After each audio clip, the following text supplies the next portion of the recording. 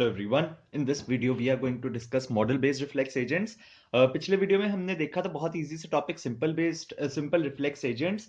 तो उसमें हमने देखा था कि जब भी कोई भी एजेंट किसी एनवायरनमेंट से कुछ सेंस करता है तो साथ में ही अपने कंडीशन रूल्स को यूज करके एक्चुएटर्स से एक्शन परफॉर्म कर लेता था स्पॉन्टेनियसली। अब इस केस में मॉडल बेस्ड एजेंट्स में ये कुछ नया पार्ट आ गया। अब इसको समझते हैं क्या है। देखो, model means the knowledge base. अगर लेमैन टर्म्स में बोले ना तो मॉडल मतलब है नॉलेज बेस। अब नॉलेज बेस क्या है? कोई भी जो एजेंट है वो जब भी कोई भी चीज को सेंस करता है एनवायरनमेंट से, उसके बाद उसके बेसिस पे जो एक्शन परफॉर्म करता है उसका कोई रिजल्ट आता है, वो इस सारे प्रोसेस को स्टोर करके रखता है एक जगह पे, जिसे हम बोलते हैं नॉलेज बेस। एंड ये जो सारा प्रोसेस है ये उसकी परसेप्ट हिस्ट्री बन जाती है। ठीक है, परसेप्ट हिस्ट्री मतलब जो उसने पहले ये वाला एक्शन अगर परफॉर्म किया है तो क्या रिजल्ट निकाला, वो उसकी परसेप्ट हिस्ट्री बन गई। एंड जो उसकी परसेप्ट हिस्ट्री है वो उसके नॉलेज बेस में स्टोर हो जाती है। तो कोई भी एक्सपर्ट सिस्टम होगा वो उसका एक नॉलेज बेस जरूर होता है, ताकि जब भी उसे नेक्स्ट टाइम कोई भी एक्शन परफॉर्म करना है तो वो अपने पिछले स्टेट में जाके, पिछले अपने नॉलेज बेस में जाके देख सके कि हाँ, मैंने पिछली बार इस स्टेट में आने पर इस चीज को सेंस करने पर इस एक्शन को परफॉर्म किया था।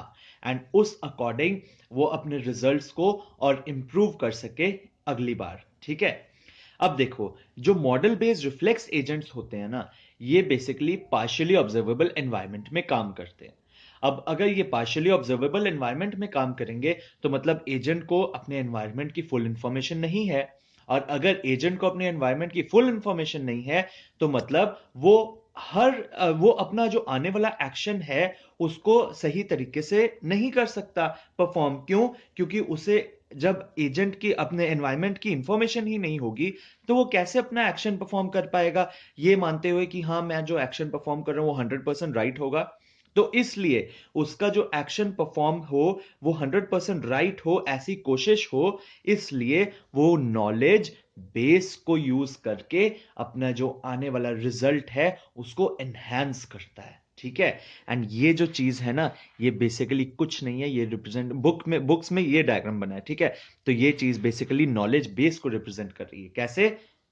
देखो, उसने कुछ सेंस किया एजेंट ने एनवायरनमेंट से, what the world is like now, अभी वर्ल्ड कैसा है। उसके बाद वो स्टेट पे चला गया, उसने सर्च किया नॉलेज बेस में कि मैं पिछली बार जब इस स्टेट में आया था, now how the world evolves, मतलब उसकी हिस्ट्री, उसके हिस्ट्री में वो पड़ा हुआ है, इस स्टेट की सारी जानकारी यहां पर पड़ी हुई है। ठीक है, और उसके बाद व्हाट माई एक्शंस डू, मैंने इस स्टेट पर आके कौन सा एक्शन परफॉर्म किया था, यहां पर ये बेसिकली नॉलेज बेस में ये सब पड़ा है।